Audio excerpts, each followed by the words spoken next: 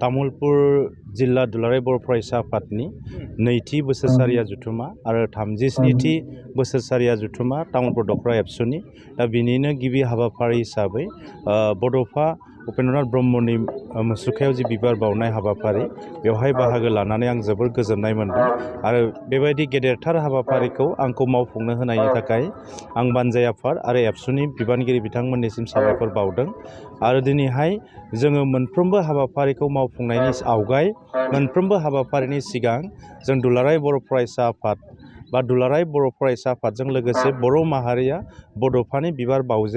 मुसुखायाव बिबार बावजेननाया जोंनि मोनसे गोनांथार हाबाफारि आरो मानोना जोंनि हारिनि मोनफ्रोमबो मोजां खामानिखौ मावनायनि सिगां जों बड'फाखौ गोसोखाङो आरो बे जोंनि मोनसे हारिनि मावनांगौथार बिबान आरो बेखायनो दिनै जोङो फरायसा आफादनि जि हाबाफारियावबो जों बड'फानि मुसुखायाव बिबार बावजेनो आरो बड'फानि जि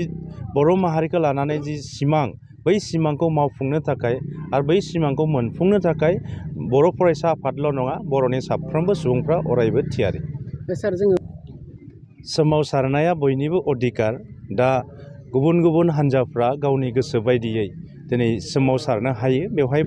बादा थानाय नङा किन्तु दिनै बनसुआ मा थांखिजों दिनै सोमावसारदों हयथ' बिथांमोना मोनथिगोन दा बियो राजनितिक थांखि गावखौ गायसननो थाखाय ना हारिनि खसाखै हारि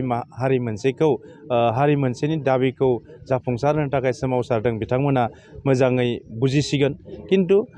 जोङो जि समाव दिनै दुलाराय बर' फरायसा आफाद बा गुबुन गुबुन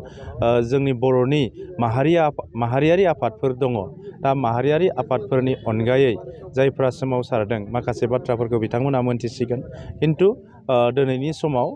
सोमावसारनाया बयबो सोमावसारनो हायो दा बेखायनो बेनि उननि समाव बेनि बेसे गोबावसिम थावरिनो हायो सोमावसारनाया बेजोंसो फिननाय बा बेजोंसो